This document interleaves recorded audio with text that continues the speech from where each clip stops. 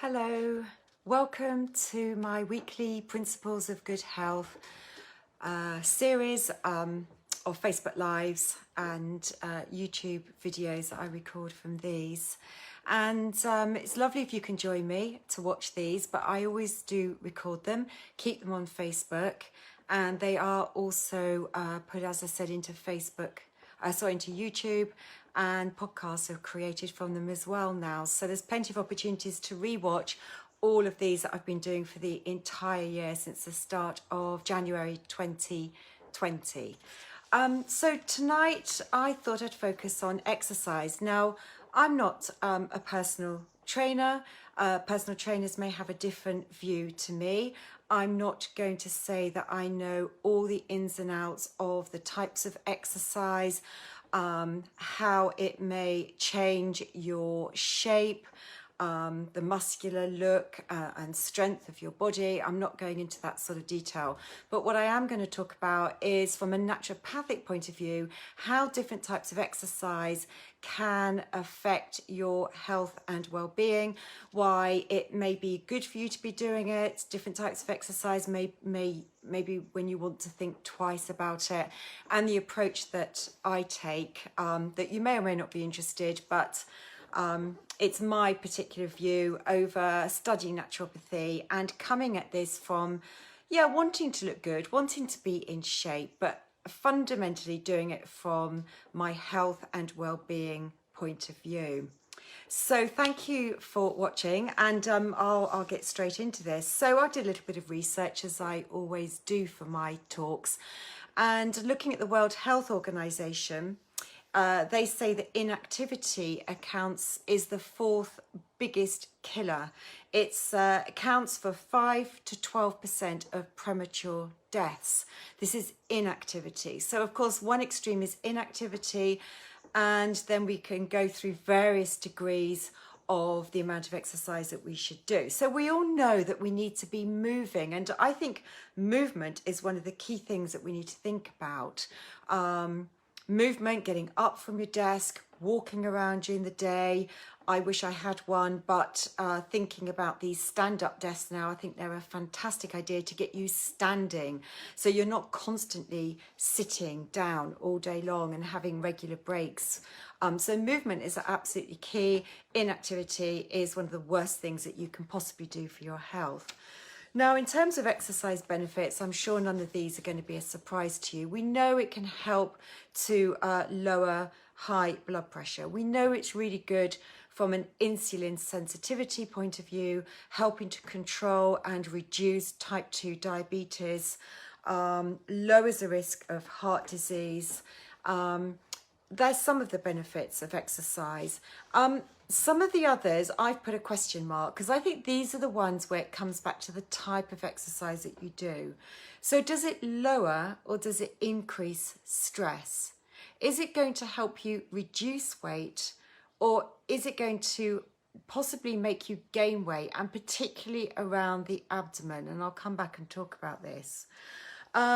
Is it going to help strengthen your immunity, or could it have a detrimental effect on your immunity? And right now, with coronavirus and looking to do everything possible, I'm looking at doing everything I possibly can to help keep my immune system as strong as it possibly can be.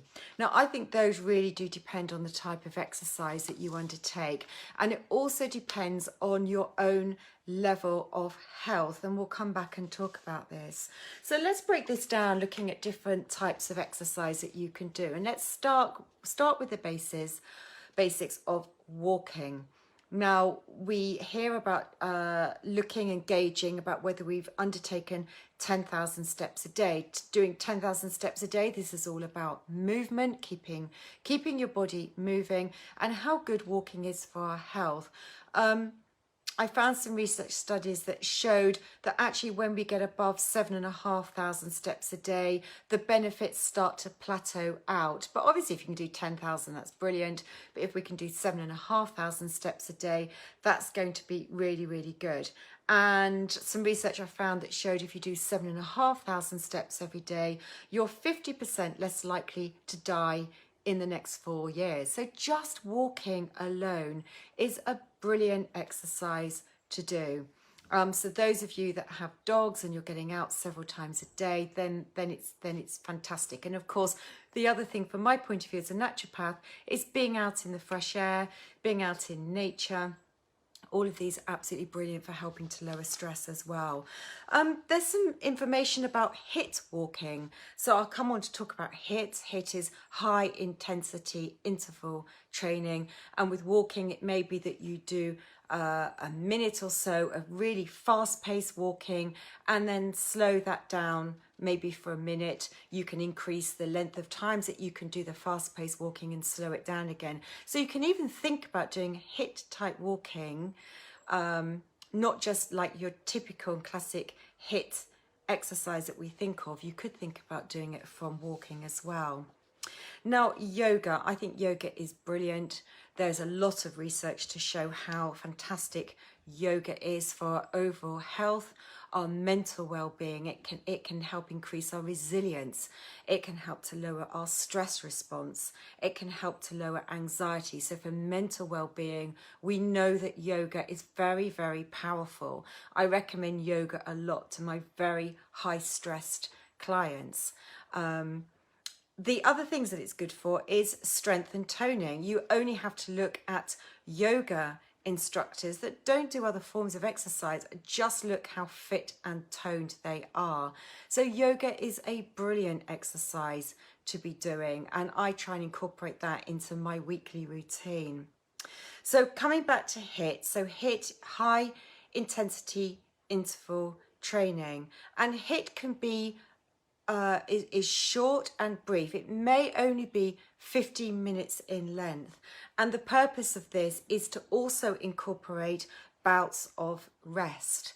And I think there can be a little bit of a crossover now when we think about HIIT exercise and people start to talk about CrossFit. And I'll come back to that a bit later on because they're not the same thing. There are people that practice HIIT exercise only do 10 to 15 minutes on a daily basis. So they're incorporating high intensity for short periods of time with bouts of rest in between where they get their heart rate back down, they get their breath back. And this HIIT exercise has been shown to really boost your aerobic fitness. It lowers your blood pressure. This also helps to lower type 2 diabetes, it helps the fasting blood glucose and helps to decrease abdominal fat. But it's about this short, sharp interval training with bouts of rest in between. So you've got a chance to get your breath back. You're not raising your heart rate so incredibly high for long periods of time. Before I move on to look at other types, there's a little bit here about the time when you may exercise and whether you should exercise in a fasted state. So this is exercising when you are fasted, when you haven't eaten for a prolonged period of time. And there is research to show that if you get up first thing in the morning, like 7 o'clock in the morning, if you've just got up and you go for a 30-minute run, then actually this is very, very good for your health. It helps to burn fat. It's very, very good for your weight.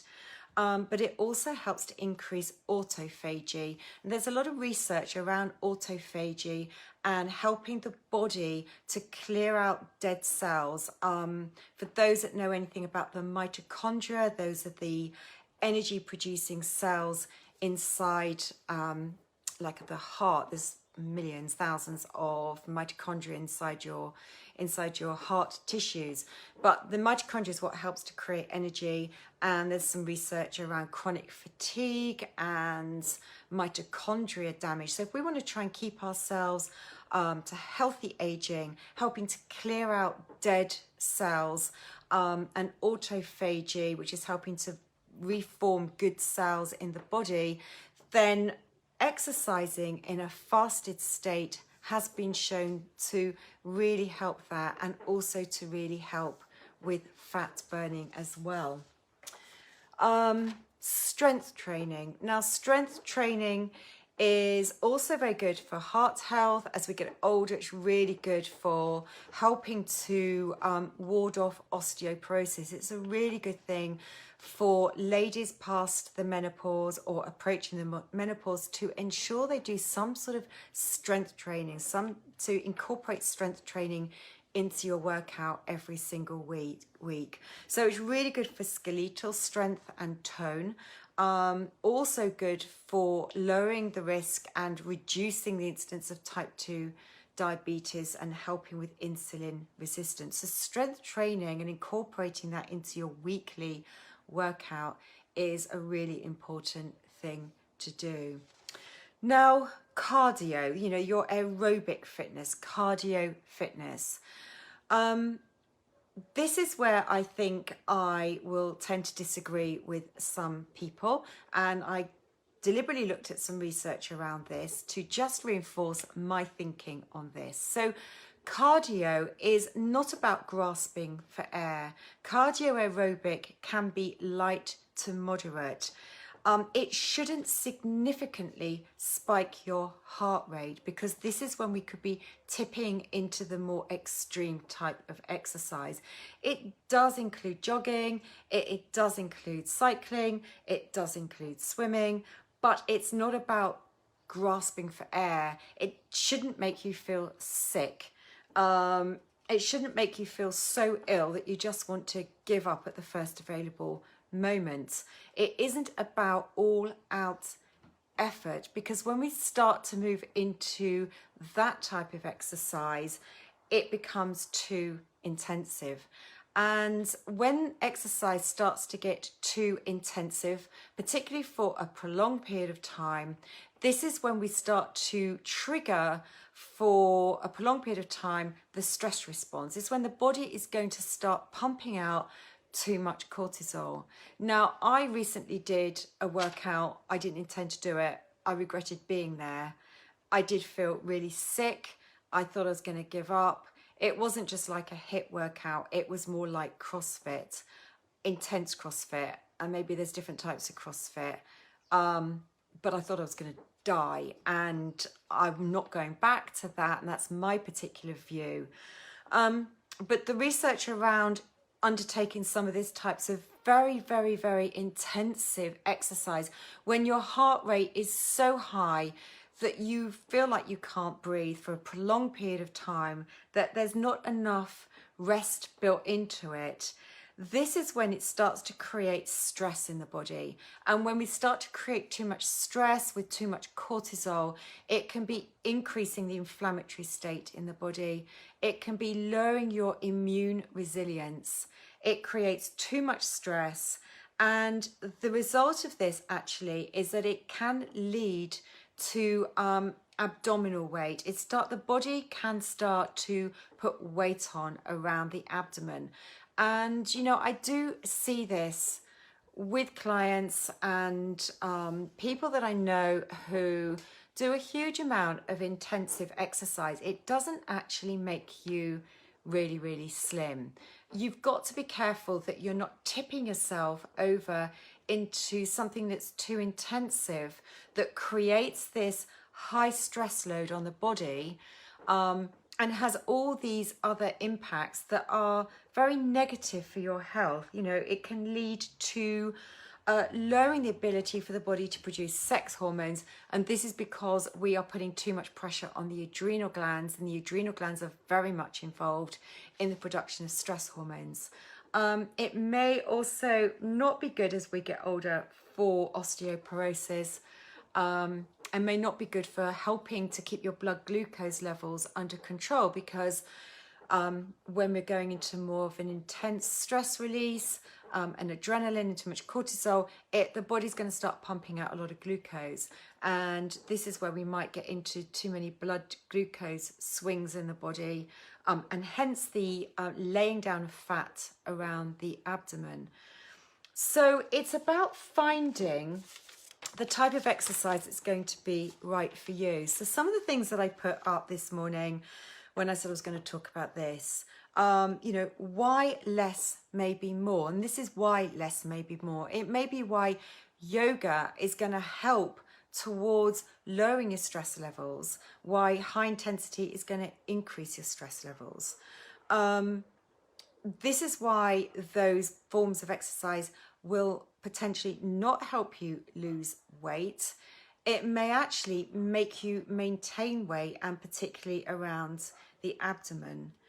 Now, if you are suffering from a sort of burnout, when you know that your energy levels are really depleted, when you know that you are experiencing in your life quite intense stress day to day that's coming at you from all different angles, then I think the worst thing that you can possibly do is to be undertaking the intense form of exercise. This is when we need to be thinking more about the yoga and about the walking that's really, really good for you and going to help to lower that stress impact.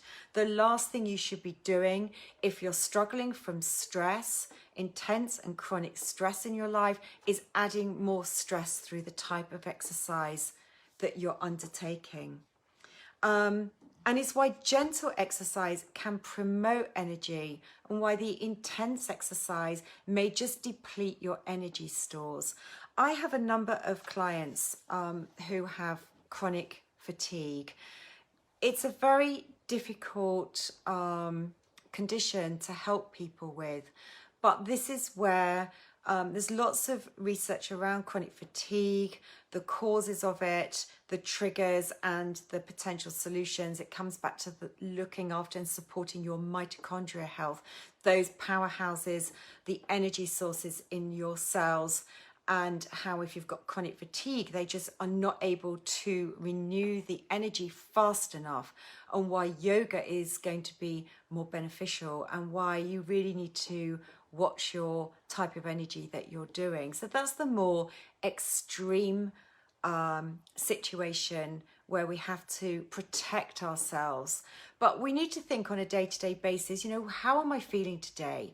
Am I really depleted in energy? If I had a really terrible night's sleep, and is the worst thing for me today going to be to go and undertake some really high intensity, high intensive exercise that may just deplete my energy stores even further? Yes, you may get an endorphin hit, but that's not, doesn't mean that's going to then translate into helping you cope for the rest of the day, helping your body from a health point of view lead to that long-term health. So you have to look at how you're feeling day to day and choose exercise that's going to fit with that. If you've got a good day, you may think that's a day for more of a HIIT type workout. If you've woken up more tired, then it may be the day to be undertaking a form of yoga. You know, you've got to listen to your body and be in tune with how you're feeling. So my own rules, like most things that I promote from a health point of view, it tends to be most things in moderation. You know, my typical weekly exercise routine, and I do love exercise, is a weight-bearing exercise, yoga exercise. I do some running, but I'm not running at such an intensive pace that it makes me feel ill. But I like to get out in the fresh air. I don't run on a treadmill. I like to be outside running. I don't want to be in some stuffy gym studio when I'm exercising. I like to be out in nature. I like to run with friends because it's all part and parcel of that health and well-being boost that I get. I also have a horse that some of you know, so it's a different form of exercise that I get from that. And I do try and undertake some form of HIIT type exercise every single week. So, you know, for me, I do a reasonable amount of exercise every week, but what I'm not doing is that really high intensity. It may form into this CrossFit, you know, whatever I did a week or two ago, I swear I'm never going to do again, because it just made me feel so ill and I didn't actually think it was good for my particular health. I choose exercise that is across the range, that's appropriate for my age, for my own well-being, that I think is going to promote my health long-term overall. So do think about, you know, where you are on your own health and well-being cycle and your own health and well-being journey, and pick and choose what you think is right for you. And don't think that the most intensive exercise is what you must do, because that is not going to be the case. As I said at the start, you know, walking has been shown to be hugely beneficial for our health and well-being, and that is probably, you know, the starting point for some of you, just trying to get outside, but trying to get out in the fresh air, come rain, shine, whatever it may be. Being outside, being with nature is probably one of the best things you can do, and then build up from there, incorporating different forms of exercise, but also being in tune with your body. So that's my take on exercising from a naturopathic point of view. And just to say that as we speak in September, my video course that I launched a couple of months ago, video course that is a 5-step process for IBS relief, but it actually really helps with all your digestive symptoms. I put it on a sort of back to school promotion for September, and it's at the bargain price of £20 for the month of September. So if you've got any sort of digestive symptoms, then I'm sure you will get a huge amount of benefit from my course. So do take a look, and I'll think about adding the post and the link, but it's definitely on my peytonprinciples.com website. The link takes you straight to the course. Thank you for listening again today. I hope you found that interesting. Do let me know if there's anything you want me to talk about in the coming weeks. I'm going to be doing 2 more of these through to the end of September. And then I won't be doing them for the first 2 weeks of October, because I am actually going to be away. I need a holiday. I need to look after my own health. I've worked flat out pretty much for the whole year, so I need that break, and I've decided I'm downing tools fully for 2 full weeks, the first 2 weeks of full 2 weeks of October, and then I will be back to work again for the 19th of October. So thanks for listening. Stay with me, and I look forward to catching up with you next week.